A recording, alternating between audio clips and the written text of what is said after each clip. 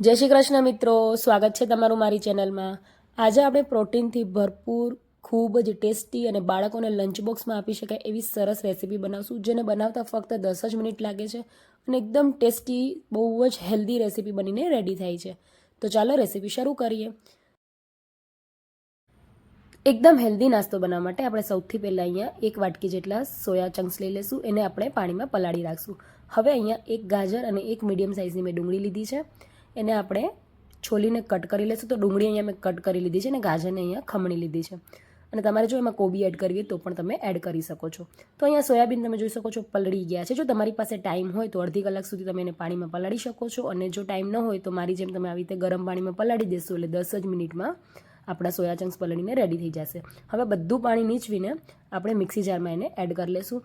સાથે આપણે અહીંયા એની સાથે એડ કરીશું લીલું મરચું, લસણ અને આદું।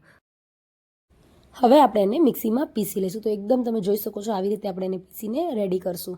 હવે આને આપણે એક બાઉલમાં એડ કરી લઈશું। તો અહીંયા જો તમે લસણ ડુંગળી ન ખાતા હોય તો તમે સ્કીપ કરી શકો છો। હવે આ બધી વસ્તુ આપણે તમે જોઈ શકો છો બાઉલમાં એડ કરી લીધી। હવે આપણે અહીંયા અડધો બાઉલ જેટલું ચણાનો લોટ એટલે કે બેસન એડ કરશું, કાં પછી 4 થી 5 ચમચી તમે બેસન એડ કરી શકો છો। એનાથી વધારે આપણે બેસન એડ નથી કરવું। હવે આપણે એમાં 2 થી 3 ચમચી ચોખાનો લોટ એડ કરશું, સમારેલી ડુંગળી, ખમણેલા ગાજર એડ કરશું, સાથે આપણે 1 બાઉલ જેટલી ઝીણી સમારેલી કોથમીર એડ કરશું, અને અહીંયા મેં પનીર લીધું છે। પનીરને આપણે એ રીતે ખમણીને એડ કરવાનું છે। પનીર અને સોયા ચંક્સ આ બંને વસ્તુમાં ખૂબ જ માત્રામાં પ્રોટીન હોય છે। તો આવો નાસ્તો જો તમે બાળકોને બનાવીને આપો ને તો બાળકો દિલથી ખાશે અને એ લોકોને ભાવશે ખરીને, એકદમ ટેસ્ટી બનીને રેડી થાય છે। હવે આપણે એમાં બધા મસાલા એડ કરી લઈશું। તો અહીંયા મેં કશ્મીરી લાલ મરચું પાવડર લીધું છે એટલે 1 ચમચી એડ કરી છે। તમે જો તીખું મરચું એડ કરતા હોય તો અડધી ચમચી એડ કરી શકો છો। સ્વાદ પ્રમાણે મીઠું, અડધી નાની ચમચી હળદર પાવડર, અડધી ચમચી જીરું અને અડધી ચમચી ધાણા જીરું પાવડર એડ કરશું। હવે બધી વસ્તુને આપણે પહેલાં સરસ એવું લોટમાં મિક્સ કરી લઈશું।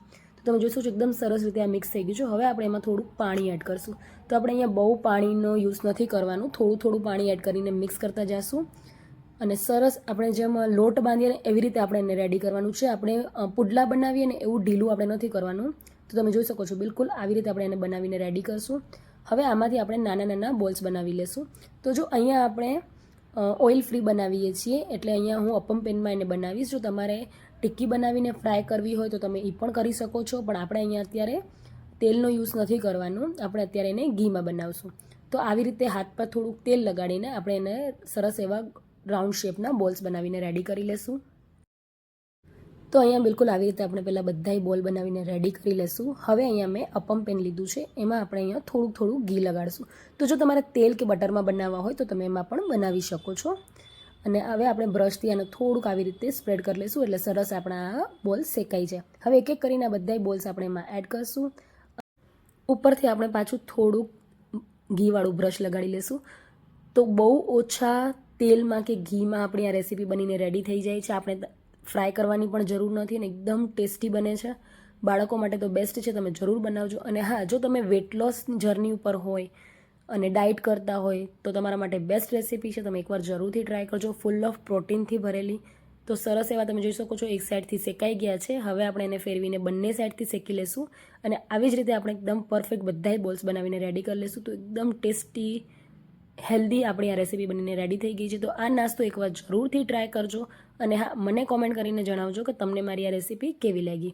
આ બોલ્સને તમે ગરમ કે પછી ઠંડા પણ સર્વ કરી શકો છો, નાસ્તામાં બનાવી શકો છો, બાળકોને લંચ બોક્સમાં આપી શકો છો, ગ્રીન ચટણી કે પછી ટમેટો કેચઅપ સાથે પણ તમે એને સર્વ કરી શકો છો।